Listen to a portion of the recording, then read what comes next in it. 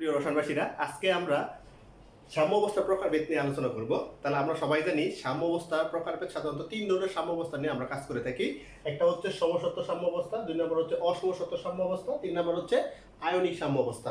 তাইলে আমরা যে কোনো বিক্রিয়ার ক্ষেত্রে তোমার ওই বিক্রিয়াটা কোন অবস্থায়, অর্থাৎ সাম্য অবস্থাটা কোন অবস্থায় বিরাজমান আছে তা আমরা আজকে তিনটা বিক্রিয়ার মাধ্যমে আমরা দেখার চেষ্টা করব। ঠিক আছে? তাহলে প্রথম যে বিক্রিয়াটা আমরা লিখছি, দেখো যে সালফার ডাইঅক্সাইড অক্সিজেনের সাথে বিক্রিয়া করে তোমার কি তৈরি করতেছে? সালফার ট্রাইঅক্সাইড তৈরি করতেছে।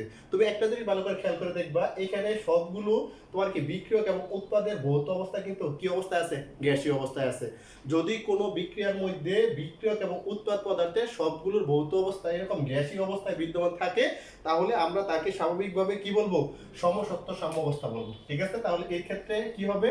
সমসত্ব সাম্য অবস্থা। ঠিক আছে? আবার দ্বিতীয় বিক্রিয়ার ক্ষেত্রে তুমি একটু ভালো করে খেয়াল করে দেখো যে ক্যালসিয়াম কার্বনেট থেকে আমরা কিন্তু ক্যালসিয়াম অক্সাইড এবং কি তৈরি করছি? কার্বন ডাই অক্সাইড পাওয়া গেছে। ঠিক আছে? তাহলে এই ক্ষেত্রে ক্যালসিয়াম কার্বনেটের ভৌত অবস্থাটা তোমার সলিড, ক্যালসিয়াম অক্সাইডের ভৌত অবস্থাটা সলিড, কিন্তু কার্বন ডাই অক্সাইড আমরা সবাই জানি এটা কি পদার্থ? কি পদার্থ? গ্যাসীয় পদার্থ। ঠিক আছে? তাহলে এই ক্ষেত্রে যদি কোনো বিক্রিয়ার মধ্যে তোমার কি তাদের ভৌত অবস্থাগুলো, অর্থাৎ বিক্রিয়া এবং উৎপাদের মধ্যে তোমার কি সলিড প্লাস গ্যাস এই দুইটা মিলিত অবস্থায় থাকে, তাহলে মনে রাখতে হবে ওই বিক্রিয়ার সাম্য অবস্থাটা হবে তোমার কি? অসমসত্ব সাম্য অবস্থা। কি হবে? অসমসত্ব সাম্য অবস্থা। তিন নম্বর ক্ষেত্রে আমরা যে উদাহরণটা লিখছি, দেখো অ্যামোনিয়াম হাইড্রোক্সাইডকে আমরা বিয়োজিত থেকে অ্যামোনিয়াম প্লাস এবং কি ওএইচ মাইনাস পাওয়া গেছে। যদি কোনো বিক্রিয়ায় বা কোনো পদার্থের ক্ষেত্রে তার ভৌত অবস্থাটা অ্যাকুয়াস অর্থাৎ জলীয় দ্রবণ অবস্থায় থাকে এবং সে বিয়োজিত হয়ে এরকম পজিটিভ চার্জ এবং নেগেটিভ চার্জ তৈরি করতে সক্ষম হয়, তাহলে ওই বিক্রিয়ার সাম্য অবস্থাটা তোমার কি হবে? আয়নিক সাম্য অবস্থা। ঠিক আছে? তাহলে আমরা যদি সামারিটা বলি, স্বাভাবিকভাবে আমাদের কয় ধরনের সাম্য অবস্থা? তিন ধরনের, সমসত্ব, অসমসত্ব, আয়নিক।